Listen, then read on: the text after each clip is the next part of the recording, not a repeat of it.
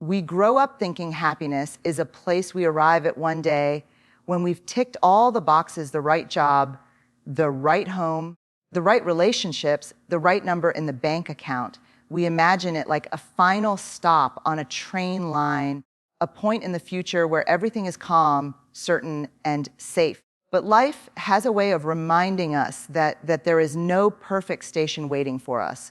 Storms don't book appointments, losses don't ask for permission, and the road to joy is never a straight line.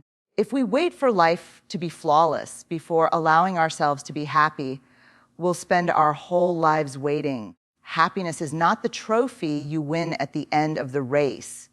It's the decision you make in the middle of the run, even when you're tired, even when the finish line feels far away. It's a muscle you flex in ordinary moments, taking a deep breath when anxiety knocks, smiling at a stranger when your own heart feels heavy, dancing in your kitchen, even when your problems are still sitting on the table. Choosing happiness in hard times is not about pretending everything is fine. It's about saying, yes, I see the pain. I feel the weight, but I will not let this moment steal every drop of joy I still have access to. You don't need to wait for the storms to pass. You can open an umbrella and still walk in the rain. And in that choice, right there in the middle of the mess, you discover something powerful. You don't have to find happiness, you can create it. When life gets heavy, it can make you feel like you've lost pieces of yourself, your energy, your hope, your spark. You start wondering if the person you used to be is gone forever. The laughter feels further away. The dreams feel unreachable, and the mirror doesn't just show your reflection, it shows your exhaustion. But here's the truth: hard times don't erase who you are. They don't take your worth, your kindness, or your capacity to love. Those things are not fragile decorations. They're the core of your being. They survive the storms even when you can't feel them. Think about it. Have you noticed how even in your most difficult moments, you still care about the people you love? You still hope for better days. You still get back up even when your knees are shaking. That's not weakness. That's proof that the good in you is stubborn. It refuses to disappear. Pain can make you forget your own strength, but it cannot destroy it. You are not less because you're struggling. You are more layered, more empathetic, more resilient. The cracks that life has left on you are not evidence of your failure. They are proof you've been tested and you're still here. So push yourself to see yourself clearly again. Remember that the person who once laughed without fear, who dreamed without limits, who loved with an open heart, that person is still living inside you. They may be buried under fatigue, grief, or uncertainty, but they are waiting for you to call them back into the light. You are not broken. You are becoming. And the good in you is never negotiable. It's permanent. With ourselves. When life feels overwhelming, our minds tell us the only solution is to fix everything before we can feel better. We imagine that joy must come from grand changes. A promotion, a big move, a perfect relationship, a miracle that sweeps away every problem. But here's the secret: joy doesn't just live in the big victories. More often, it's quietly hiding in the smallest corners of your day. A warm cup of tea on a chilly morning, the smell of rain hitting the pavement, a song that takes you back to a time when you felt free, the smile of a stranger that catches you off guard. These aren't small in the way we think. They are the lifelines that keep us afloat when everything else feels too heavy to carry. Small joys are not distractions from reality. They are proof that beauty still exists within reality, even when reality is hard. In the need to with ourselves, they're like little lanterns along a dark path. Individually, they might not light the whole way forward, but together, they guide you through. Here's the thing: when we train ourselves to notice these moments with ourselves, we start realizing how much goodness we overlook when we're lost in our worries. You may not be able to solve all your problems today, but you can pause long enough to taste your food, hear your favorite melody, or watch sunlight filter through the trees. And in doing that, you remind your heart that joy is still possible. Happiness happens during hard times is built brick by brick, smile by smile, moment by moment. The little things are not less than the big things. They're the foundation you stand on while you work toward the bigger picture. So when everything feels too big to handle, shrink your focus. Look for the tiny sparks, because those sparks, they're not small, they're the start of your fire. When you're hurting, it's tempting to shove the pain down and pretend it's not there. Maybe you tell yourself to be strong, keep going. 2, stay positive. But strength is not silence. In fact, the more we bury our pain, the heavier it becomes. Your pain deserves to be acknowledged. It deserves to be named, felt, and honored, because it's real. Pretending it doesn't exist doesn't make you brave. It makes you numb. And numbness robs you not only of your sorrow, but also of your capacity for joy. Here's the tricky part of while your pain needs a voice. It doesn't deserve the microphone forever.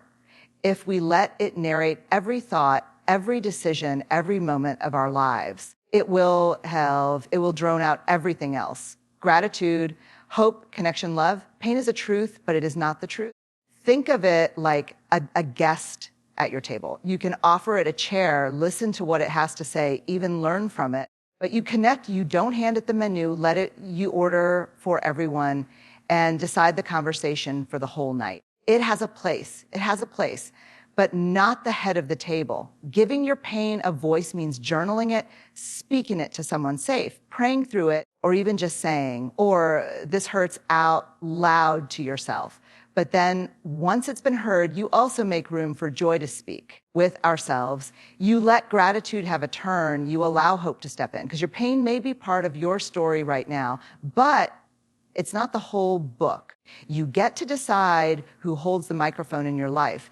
And if you're going to push yourself toward happiness, you must choose to let joy, love, and resilience get their turn on stage. Somewhere along the way, many of us pick this unspoken rule egg, 8, I can't be happy until I have my life completely figured out. We think joy is reserved for the people whose homes are spotless, whose relationships are perfect, whose finances are stable, and whose emotions are always in check. But here's the truth, no one has it all together. Not really. Life isn't a neat checklist you can complete. It's a constantly shifting mix of victories and struggles, beauty and mess. And if you wait for the perfect moment to be happy, you'll be waiting for the rest of your life. Happiness is not about everything being in its place.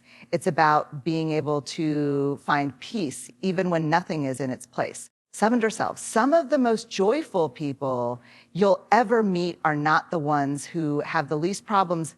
They're the ones who have learned to laugh, to hope, and to love in the middle of the chaos. You might be in debt, feeling lonely, or unsure about the future, but you can still notice the way your child's hand fits perfectly in yours or of ourselves, or how the smell of fresh bread makes you smile, or how a walk in the evening air somehow eases the weight in your chest. It's okay if your story is still unfolding.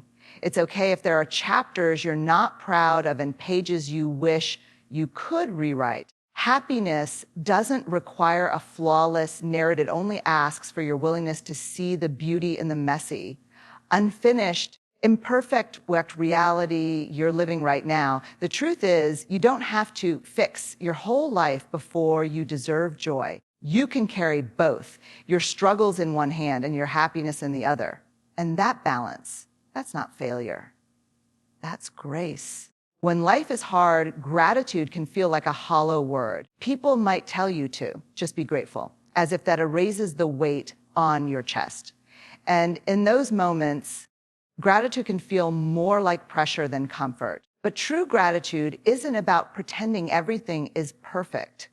It's about noticing what is still good, even when much has gone wrong. Think of gratitude as a bridge, a steady path that leads you back to yourself when the storm has pulled you far away. In the chaos, you can forget the parts of you that are still loving, still hopeful. Gratitude is how you find them again.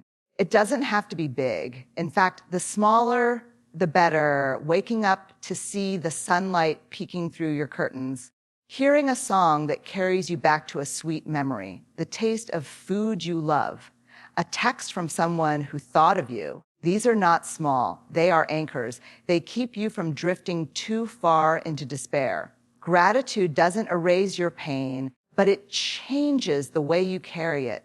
When you focus on even the tiniest moments of good, you shift your perspective with ourselves. You start to see that your life is not only defined by what is missing, it's also shaped by what is still here. A powerful practice is to write down 3 things each day that you're grateful for. Not to deny the hard things, but to balance them, to give equal space to light and shadow. Some days your list might be simple. I made it through today. I had something to eat. I got ourselves. I got to rest. And that's enough. Gratitude is not about ignoring the storm. It's about finding the shelter inside it. And each time you name something good, you take one more step across the bridge back to the steady, grounded, hopeful version of yourself. Life will never run out of reasons to test you. There will always be moments that feel too heavy, too uncertain, too unfair. But in every season, whether you are standing in the sun or walking through the rain, you hold a choice to let the weight pull you under or to keep reaching for joy, even with trembling hands. Pushing yourself to be happy when life is hard is not about denying your pain. It's about refusing to hand it your whole life. It's choosing to see beauty alongside the brokenness, to welcome light into the same room where shadows live. You will not always feel strong. You will not always feel ready. But every time you choose to notice a small joy, every time you speak gratitude into the silence, every time you remind yourself that the good in you has survived, those are victories.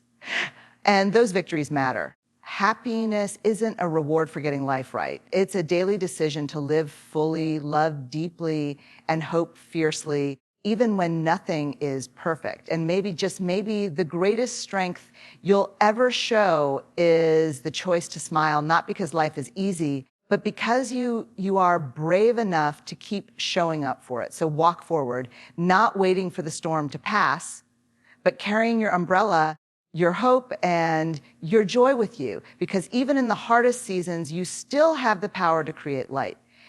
And that, my friend, is worth fighting for. We often think happiness is something we either have or we don't, like luck or talent. But happiness isn't an accident. It's a skill. It's a muscle you can strengthen over time, even when life feels heavy. Think about physical exercise. The first time you try to lift a weight, it feels awkward, maybe even impossible. Your muscles are weak, your form is shaky, and you wonder if it's even worth the effort. But the more you show up, the stronger you get. You don't suddenly become stronger. You train yourself into strength with ourselves. Happiness works the same way. In the beginning, reaching for joy in the middle of pain might feel forced or unnatural. Smiling might feel like work. Gratitude might feel like a stretch. But every time you do it, every time you choose to look for what's good instead of what's missing, you're training your mind to find light in the darkness. This doesn't mean you ignore your struggles. It means you refuse to let them be your only focus. You're rewiring your thoughts, selves, building emotional stamina, and teaching yourself that even on the hardest days, there is still something worth noticing, something worth holding on to. Over time, happiness becomes less of a push and more of a habit. You have to connect with ourselves. You won't have to fight as hard for it because your heart will be conditioned to look for it. And when the next storm comes, you'll be ready, not because life got easier, but because you got stronger. The beauty of this muscle is that anyone can build it. No special background, no perfect circumstances required. Just the willingness to practice joy, even when it doesn't come naturally. And the more you practice, the more you'll realize happiness was never out of reach. It was something you could grow from the inside out all along.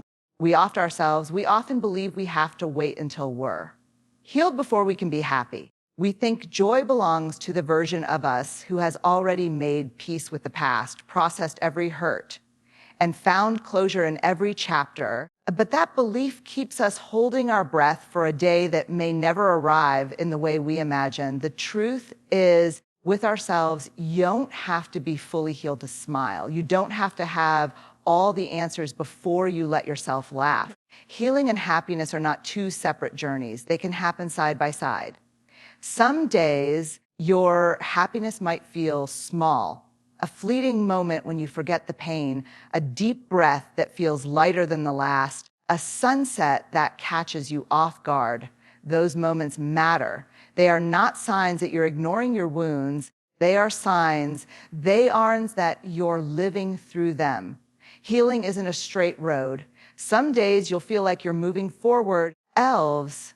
Other days you might feel like you're right back where you started. But every moment of happiness you allow yourself in the middle of that process is a reminder that you are more than your pain. You ourselves, you are capable of joy, still worthy of beauty, still allowed to live fully even while you are mending. If you eck with ourselves, if you wait for every fade before you start enjoying life again, you'll miss so much of what makes life worth living. So let the two walk together. Your healing in one hand, your happiness in the other. That's not weakness. That's the kind of strength that builds a life worth fighting for.